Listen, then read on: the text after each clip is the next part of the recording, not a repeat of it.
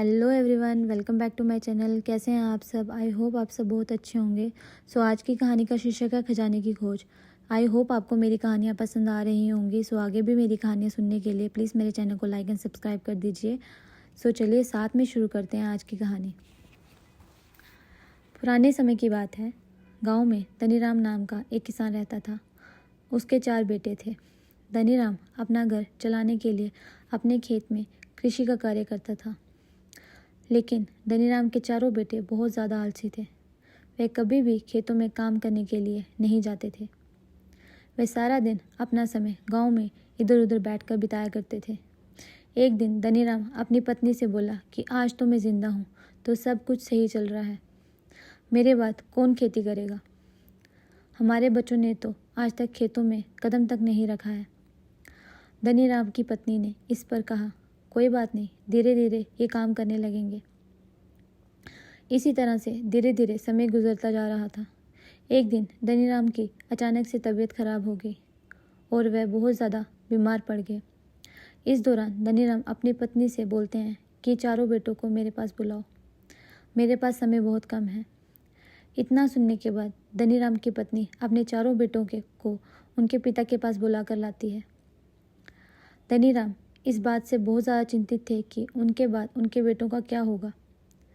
इसीलिए उसने अपने चारों लड़कों को अपने पास बिठाकर कहा कि मेरे पास जितना भी कमाया हुआ धन था मैंने वह सारा अपने खेतों के नीचे दबाया हुआ है।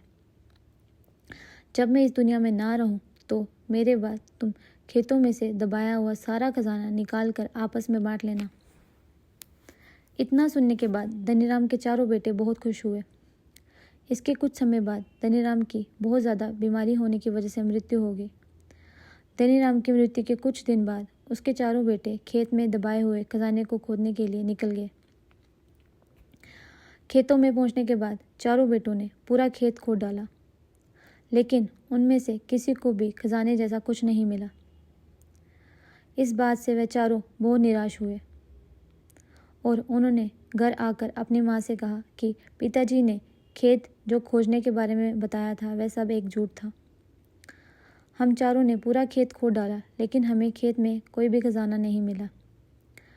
ये सुनकर उनकी माँ बोली कि तुम्हारे पिताजी ने अपने पूरे जीवन में ये घर और खेत ही कमाया है।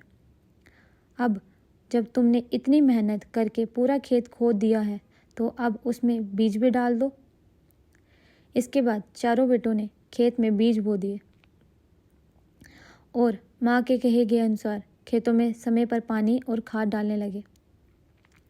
समय बीतता गया और कुछ समय बाद खेत में फसल तैयार हो गई। फसल काटने के बाद चारों बेटों ने फसल को बाज़ार में बेचा और उससे जो भी पैसे मिले उससे उन्हें बहुत खुशी मिली। इसके बाद जब चारों बेटे घर आए तो माँ ने कहा कि बेटा, तुम्हारे पिताजी तुम्हें यही समझाना चाहते थे कि जो हम मेहनत करते हैं उसके बदले में ही हमें खजाना मिलता है। So guys, moral of the story is, इस कहानी में हमें ये सीख मिलती है, अगर हमें अपने जीवन में सफल होना है तो हमें मेहनत करनी चाहिए। अगर कोई भी इंसान ज़्यादा आलस करता है तो वह अपने जीवन का कीमती समय बर्बाद कर रहा होता है। आपको हमेशा अपने जीवन में सही दिशा में मेहनत करनी चाहिए। So guys, thank you for watching. Please like and subscribe my channel for more such videos, and